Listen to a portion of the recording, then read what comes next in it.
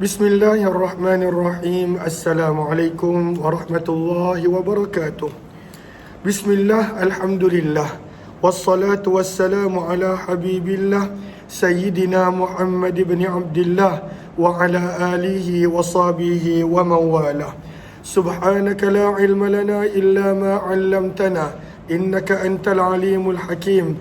Wa la hawla wa la quwwah illa billahil aliyyil azim. اللهم رب اشرح لنا صدورنا ويسر لنا أمورنا واحلل عقدة من ألسنتنا يفقه أقوالنا اللهم فقهنا في الدين وعلمنا التأويل برحمتك يا رب العالمين والحمد لله رب العالمين. Alhamdulillah, alhamdulillah, kita bertemu kembali pada sesi yang terakhir untuk hari ini daripada pembacaan kitab hadis Sunan Imam Tirmizi rahimahullahu taala. Ahlan Hasmanis, terima kasih banyak-banyak. Muhammad Zubir Umar, ahlan. Begitu juga sahabat-sahabat yang berada di ruangan Facebook, ahlan kepada semua. InsyaAllah dalam tempoh 20 minit ini kita nak baca beberapa hadis yang kita sempat daripada pembacaan kitab hadis Sunan Imam Tirmizi rahimahullahu taala. Kerana para pelajar madrasah Hidayatul Muttaqin pun mereka akan pulang ke rumah masing-masing sebentar lagi. Lalu kita akan berhenti pada jam 4 petang insya-Allah. Kita telah tiba pada tajuk berkenaan tentang perkara yang khusus untuk Nabi dan juga mukjizat-mukjizat yang merupakan tanda kenabian baginda Nabi sallallahu alaihi wasallam. Maka baru tadi kita telah baca hadis yang mana antara mukjizat baginda Nabi sallallahu alaihi wasallam, maka tidaklah Nabi sallallahu alaihi wasallam melewati sesuatu tempat pada permulaan Nabi menjadi Rasul kecuali pokok dan batu memberi salam kepada baginda Nabi sallallahu alaihi wasallam. Riwayat yang berikut ini kita biasa dengar melalui dalam bentuk nasyid, bagaimana batang kurma yang menangis apabila Nabi SAW tidak lagi menggunakannya untuk menyampaikan khutbah baginda. Riwayat 3652, baca sanadnya terlebih dahulu.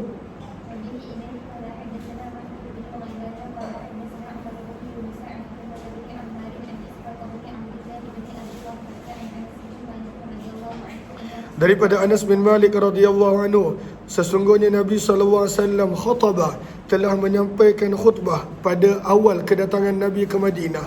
Pada awal kedatangan Nabi di Madinah, pada waktu itu tidak ramai apa yang masuk Islam.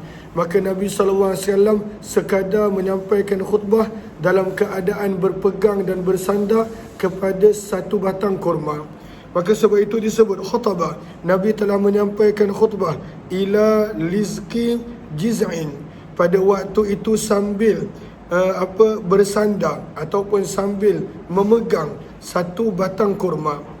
Wattakhadhu lahu minbara, dan kemudian para sahabat telah membuatkan untuk Nabi sallallahu alaihi wasallam mimbar yang mana tidaklah tinggi, hanya mempunyai 3 anak tangga, yang kemudian harinya mimbar tersebut telah terbakar dalam satu peristiwa terbakarnya Masjid Nabawi.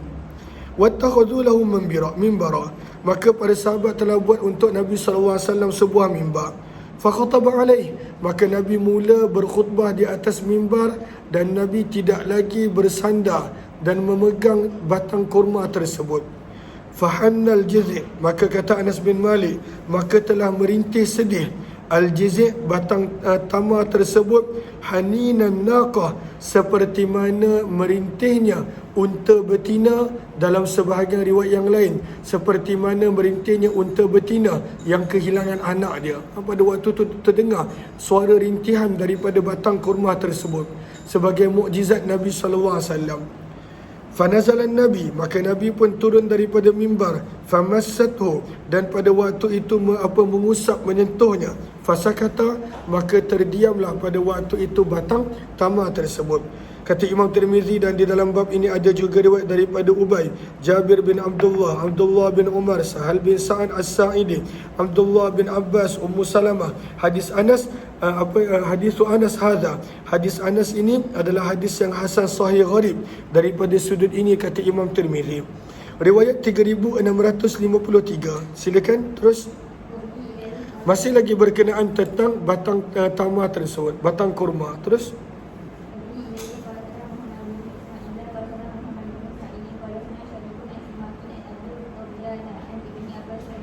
maka ini kisah lain, minta maaf, kisah lain. Maka daripada Abdullah bin Abbas radhiyallahu ta'ala anhu, beliau telah berkata, Ja'a Arabi, telah datang seorang Arab pendalaman, Arab padang pasir, Arab yang bukan tinggal di bandar. Dan mereka ini terkenal dengan sikap kasar mereka. Maka pada waktu itu dia telah datang kepada Nabi lalu berkata, Bima a'rifu annaka Nabi, dengan tanda apa aku boleh mengenali yang kamu adalah Nabi? Maka Nabi SAW pun menjawab, In da'autu hadzal izq, kalaulah aku memanggil setandan kurma ini daripada pokok kurma ini untuk turun, tashhadu anni Rasulullah, adakah kamu akan mengaku yang aku adalah Rasulullah? Maksudnya pada waktu tu tandan kurma, kumpulan, majmu'ah, kumpulan daripada buah kurma dipanggil tandan, setandan kurma. Maka Nabi kata, kalaulah tandan ini boleh bergerak turun, datang kepadaku, adakah pada waktu itu kamu akan bersaksi bahawa aku adalah Rasulullah? Maka pada waktu itu Arab Badui ini bersetuju. Fada'ahu, maka Nabi panggil tandan kurma tersebut daripada atas pokok. Faja'ala yanzilu, maka kata perawi, maka telah turunlah daripada pokok kurma tersebut, tandan kurma tersebut, hatta saqata ila Nabi, lalu dia jatuh di hadapan Nabi SAW. Kemudian Nabi bersabda, irji, pergi balik ke tempat kamu. Fa'ada, dan dia telah kembali semula ke atas pokok tempat dia berada. Fa'aslamal a'rabi, maka orang Arab Badui ini telah masuk Islam sallallahu alaihi wasallam. Ini semuanya adalah mukjizat Nabi sallallahu alaihi wasallam. Terus ini adalah antara mukjizat yang lain. Nabi SAW pernah menyapu wajah seorang sahabat yang bernama Abu Zaid bin Akhtab. Nabi mendoakan dia. Maka ketika mana dia meninggal dunia pada usia 123 tahun, tidak ada uban pada wajahnya kecuali hanya beberapa helai, berkat doa Nabi SAW. Terus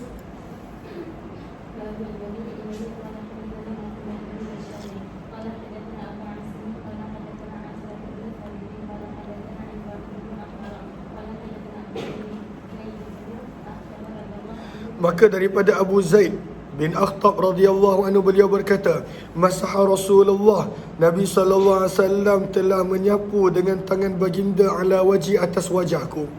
Wada'ali, dan Nabi telah mendoakan untukku. Qala Azrah, berkata perawi, Innahu asha mi'ah wa ishrina sanah, maka dengan berkat itu beliau telah hidup selama 120 tahun. Walaysa fi ra'sih, dalam keadaan pada kepalanya tidak ada kecuali hanya beberapa helai sahaja daripada rambut putih. Tidak ada uban pada kepalanya pada usianya 120 tahun. Radhiyallahu anhu. Dan Abu Zaid bin Akhtab namanya adalah Amr bin Akhtab. Riwayat yang seterusnya menceritakan bagaimana makanan yang sedikit boleh menjadi cukup untuk jumlah para sahabat yang ramai. Makanan untuk seorang boleh mencukupi untuk 80 orang sahabat yang kelaparan pada waktu itu. Ini mukjizat Nabi SAW. Terus 3655.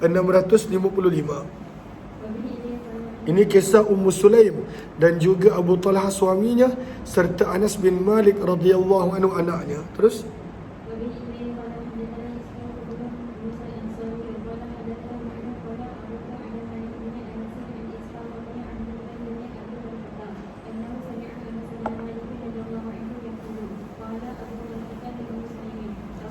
Abu Talha telah berkata, si suami ni, dia balik rumah, dia cakap dengan isteri dia, aku nampak muka Nabi SAW macam sangat-sangat lapar. Takkanlah kita tak ada makanan untuk bagi Nabi.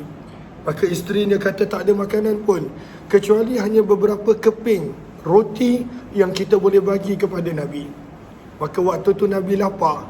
Maka bila Nabi nampak Anas bin Malik datang bawa roti, maka Nabi ajak semua sahabat yang ada untuk jom kita pergi rumah Ummu Sulaim. Ummu Sulaim nak bagi makan kita. Dan pada waktu itu suami dia menjadi risau. Isterinya tenang. Isterinya kata, Nabi tahu apa yang baginda buat. Kalaulah Nabi panggil semua orang, bererti pada waktu itu cukup. Radhiyallahu anhum. Maka berkata Abu Talha si suami kepada isterinya Ummu Sulaim, laqad sami'tu, aku telah mendengar suara Nabi sallallahu alaihi wasallam dhaifan, kedengaran lemah, a'rifu fihi al-ju', yang aku boleh tahu bahawa Nabi sallallahu alaihi wasallam lapar daripada suara baginda. Fahal indaka min syai', maka adakah di sisi kamu sesuatu makanan? Maka Ummu Sulaim menjawab, na'am ya. Wa fa akhrajat, maka beliau telah mengeluarkan akrasan, beberapa genggam, min syair, daripada tepung bali. Syair adalah tepung bali. Siapa tu? Atia balik dah? Hujan-hujan? Oh, okey. Summa akhrajat, kemudian Ummu Sulaim telah mengeluarkan khimaran, kain, laha, miliknya. Khimar selalunya diterjemahkan sebagai tudung. Di sini kata para ulama diterjemahkan sebagai kain. Falaffatil khubus, maka dia telah melipat roti tadi di dalam kain tersebut. Summa dassathu, dan kemudian dia telah menyembunyikan roti tadi pada tangan Anas bin Malik anaknya. Waraddatni, dan pada waktu itu dia telah menyuruh untuk hantar kepada Nabi sallallahu alaihi wasallam. Qal, berkata perawi, fadhahabtu bih, maka aku telah membawa roti ini kepada Nabi sallallahu alaihi wasallam. Fawajadtu Rasulullah, maka aku telah mendapati Nabi sedang duduk-duduk di masjid bersama dengan para sahabat. Qal, maka aku berkata perawi, faqumtu alaihim, maka aku pun pergi kepada Nabi dan para sahabat. Maka Nabi SAW bila nampak sahaja aku, Nabi bersabda, arsalaka Abu Talha, adakah ayah kamu Abu Talha yang telah menghantar kamu? Abu Talha ini ayah tiri Anas, sebab ayahnya meninggal dunia sebelum kedatangan Islam lagi. Faqultu na'am, maka kata Anas bin Malik, ya, Abu Talha hantar aku. Maka Nabi bertanya lagi, bita'am, dengan membawa makanan. Maka Anas bin Malik menjawab, bahkan wahai Rasulullah. Maka terus Nabi SAW bersabda, liman ma'ah, kepada semua para sahabat yang ada bersama baginda, kumu, jom semua bangun. Maka pada waktu itu fantalaku, semua para sahabat bergerak bersama dengan Nabi SAW.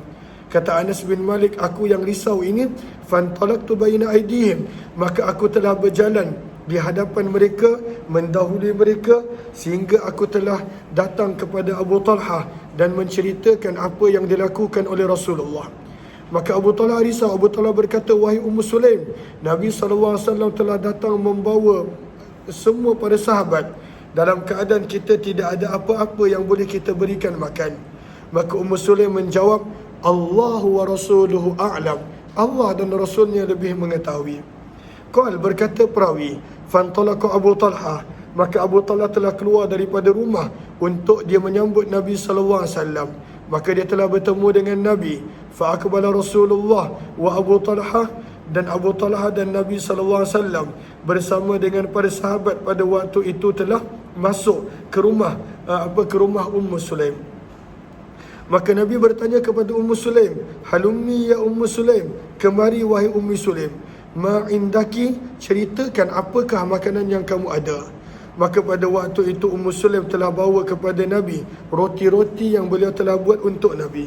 Maka Nabi SAW telah memerintahkan untuk roti tersebut futa, dipecah-pecahkan, ataupun pada waktu itu dijadikan dalam bentuk kecil-kecil supaya banyak jumlahnya. Wa asarat Ummu Sulaim, sementara Ummu Sulaim pula telah memerah bi'ukatin, bekas kulit yang berisi minyak, yang berisi lemak miliknya. Fa'admathu, dan dia telah jadikan seperti kuah. Maka dimakan roti pada waktu itu dengan saman, dengan minyak dan juga lemak. Maka Nabi SAW bila tengok makanan nasihat simple sangat makanan, roti, dan pada waktu itu kuah untuk cicah. Pada waktu itu lauk pun tak ada. Tetapi ini nak menggambarkan kesederhanaan para sahabat dan Nabi pada awal mereka tinggal di Madinah. Maka pada waktu itu Nabi SAW bersabda, izan li asyrah, izinkan masuk 10 orang. Maka berkata perawi, fa'azina lahum, maka dibenarkan masuk 10 orang. Maka mereka makan sampai kenyang, kemudian mereka bangun dan berlalu pergi. Nabi bersabda lagi, idzan li asyarah, izinkan 10 orang untuk masuk. Maka diizinkan, maka yang 10 orang yang kedua ini makan sehingga kenyang lalu berlalu pergi. Maka berkata perawi, Nabi SAW berterusan berkata begitu, 10 orang, 10 orang. Maka sehingga pada waktu itu fa'akalal qawmu kulluhum, semua para sahabat yang datang bersama Nabi mereka telah makan dan kenyang. Wal qawmu sab'un, dalam keadaan jumlah mereka bukanlah seorang dua, jumlah mereka 70 orang ataupun 80 orang. Maka makanan yang sepatutnya cukup untuk seorang, mukjizat Nabi pada waktu itu ianya cukup untuk 70 ke 80 orang. 3656. Terus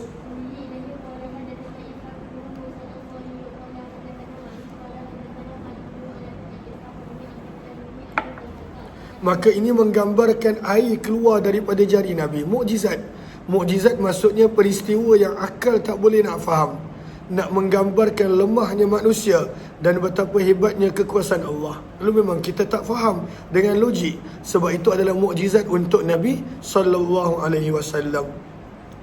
Maka daripada Anas bin Malik radhiyallahu anhu, beliau berkata, aku telah melihat Nabi SAW wahana salatul asar, dan pada waktu itu telah hampir masuknya waktu asar.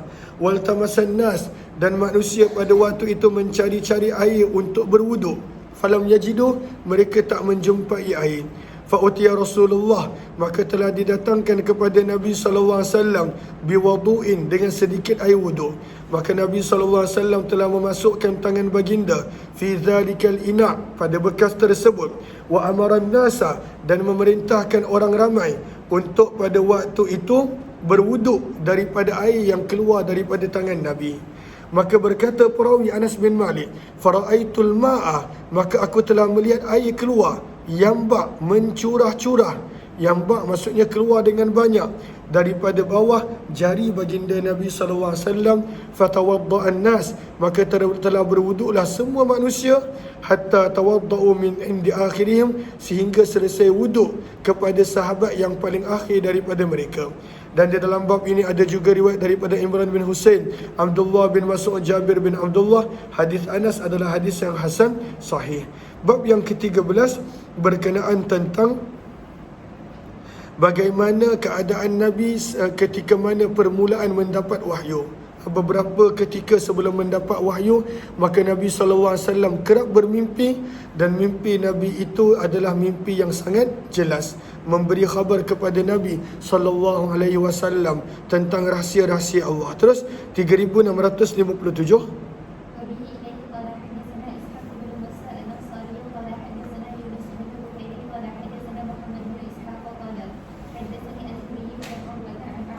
Daripada Aisyah radhiyallahu anha, sesungguhnya beliau telah berkata, awwalu ma btudi'a bihi Rasulullah, perkara pertama yang berlaku kepada Nabi SAW daripada tanda kenabian, hina aradallah, ketika mana Allah berkehendak, karamatahu, untuk memuliakan Nabi SAW dengan kenabian, wa rahmatul ibadah fih, dan sebagai rahmat untuk para hamba dengan kenabian baginda, alla yara syai'a, tidaklah Nabi SAW melihat sesuatu illa, kecuali benda tersebut telah datang terlebih dahulu dalam mimpi Nabi, kafalaki subuh, seperti mana terangnya waktu subuh.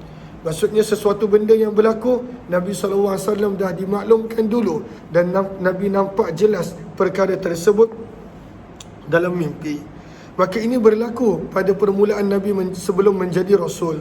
Famakasa ala zalika, maka telah berkeadaan seperti itu untuk tempoh yang Allah kehendaki. Wa hubbiba ilaihi al-khalwah, dan Nabi telah mula suka menyendiri. Falam yakun syai'un, lalu tidak ada sesuatu apa pun yang lebih disukai oleh Nabi daripada menyendiri pada waktu itu. Hadis ini adalah hadis yang hasan sahih gharib. Terus bab yang ke-14 berkenaan tentang keberkatan. Yang ini kita sambung esok pagi insya-Allah. Terima kasih kepada semua. Moga Allah balas dengan kebaikan. Doakan moga perjalanan pulang pelajar-pelajar dengan selamat dan afiah. Amin ya rabbal alamin. Kita jumpa lagi esok insya-Allah.